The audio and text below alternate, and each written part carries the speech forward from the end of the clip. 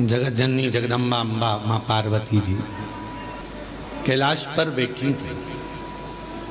भोगड़दानी नहीं थे उस समय पर, भगवान शिव भोगड़दानी उस समय पर वहां नहीं थे। माँ जगत जननी बैठी हुई थी। एक बूढ़ा ब्राह्मण साधारण सी जिंदगी जीने वाला, बिल्कुल सहजता का जीवन जीने वाला, अपने काम में चलते चलते चलते चलते जा रहा। रोज उसका नियम था भगवान की भक्ति करना, स्मरण करना, जप करना, पाठ करना। शाम का समय था, देख नहीं पाया, ध्यान गया नहीं और मालूम पड़े कि उसके चरण एक खड्डे में गिर गए और खड्डे में पड़ने से उसका पांव टूट गया, शरीर में चोट लग गई। उसके घर के लोगों ने उसको घर में ले जाकर सुला दिया। बहुत दिन तक वो घर में ही पड़ा रहा। घर में जगत जननी जगदम्बा अम्बा माँ पार्वती जी ने देखा, कब से पड़ा हुआ है ये, कितने दिन से पड़ा हुआ है, शिव जी को इसका ध्यान नहीं है क्या? कई लोग कहते हैं कि भगवान सुनता नहीं है क्या? कई लोग कहते हैं भगवान क्या देखता नहीं है क्या?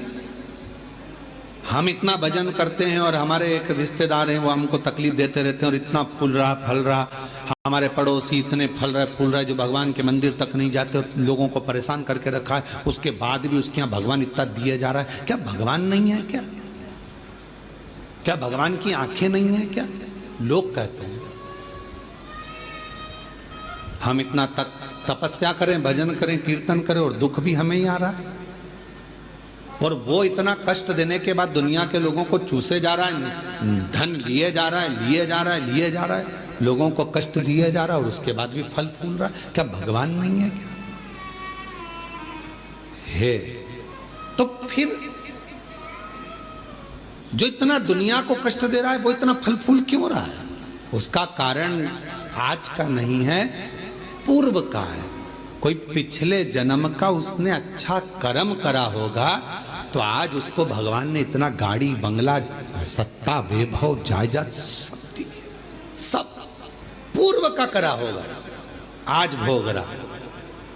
और आज आने के बाद अगर वो बेकार कर्म कर रहा है तो एक जन्म नहीं, ना जाने कितने जन्म भोगेगा। और तू आज अच्छा कर रहा है, दुख मत मना। तूने पूर्व में कोई गलत कर्म करा होगा तो आज तेरे पास में ना थोड़ा धन कम है, वैभव कम है, सत्ता कम है, पर तेरे पास भजन तो ज्यादा है ना। भजन तू कर रहा है, शिव की आराधना कर रहा है, साधना कर रहा है, कर ले, अगला जन्म सवर जाएगा तेरा।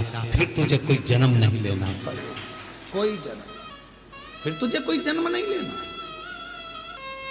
पार्वती जी की आंखों में जल भर गया कि कितना साधारण ब्राह्मण है और इतना इतना तप करने वाला, इतना साधना करने वाला, पूजन करने वाला, पांव टूट गया, शरीर टूट गया और पड़ा हुआ है। शिव जी का ध्यान नहीं है क्या? थोड़ी देर बाद भगवान शंकर आ गए, पार्वती जी उनसे रूठ कर बैठ गए। क्यों? क्योंकि भक्तों की दशा नहीं देखी गई, भक्तों की दशा नहीं देखी गई, माता से रूठ कर बैठ गए। शिव जी ने पार्वती जी से कहा, क्या बात है जगत जननी, तुम आज रूठी हुई सी दिखती हो। प्रभु आप इतने बड़े दयालु है, भगवान ने आपको 3-3 नेत्र दिए हैं, उसके बाद एक ब्राह्मण भक्त की दशा नहीं देखी जा रही तुमसे? जो रोज मंदिर जाता था, रोज भजन करता था, उसके पांव में चोट लग गई, कमर टूट गई, पांव टूट गया, वो पड़ा हुआ है पलंग पर, उसकी दशा नहीं देखी जा रही तुमसे? उसके पांव सही नहीं कर सकते, उसकी कमर सही नहीं कर सकते? शिव जी ने कहा, पार्वती कमर और पांव तो मैं एक बेलपत्र दूं उसको और खाएगा और वो ठीक हो जाएगा, पर मैं चाहता हूं कि थोड़ा समय वो पलंग पर पड़ा रहे, थोड़ा समय वो पलंग पर रहे, पलंग पर पड़ा रहे। हाँ, वो तुम्हारे को भज रहा है, तुम्हें जप रहा है, तुम्हारी आराधना कर रहा है और तुम कह रहे हो उसको पलंग पे पड़े रहने दो। हाँ पार्वती जी, उसको पड़े रहने दो। पार्वती जी नहीं मानी और पार्वती जी ने जाकर एक बूढ़ी का रूप रखकर उसको, पार्वती जी ने थोड़ा सा जल पिलाकर उसको पूरा स्वस्थ कर दिया।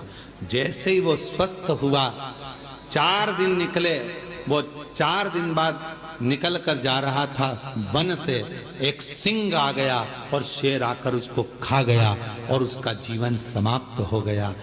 पार्वती जी ने कहा जिसको मैंने ठीक करा था वो तो मर गया, मर गया, सिंह ने खा लिया, प्राण छूट गए उसके, वो मर गया।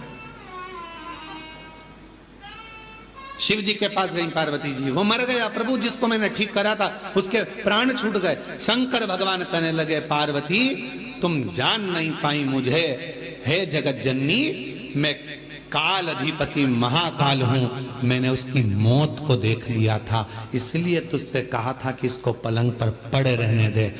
ये पड़ा रहता इसकी मौत टल जाती और ये ठीक होकर फिर अपने काम में लग जाता, पर तूने चलने नहीं।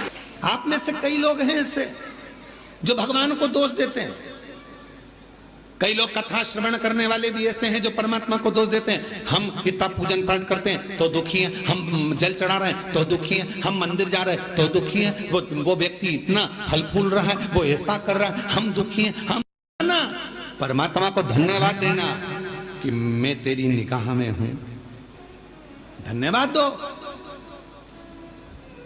थोड़ा सा कष्ट आ गया तो रोना नहीं, भगवान को धन्यवाद देना कि कोई बड़ा दुख आने वाला था, थोड़े से दुख पर निकाल दिया।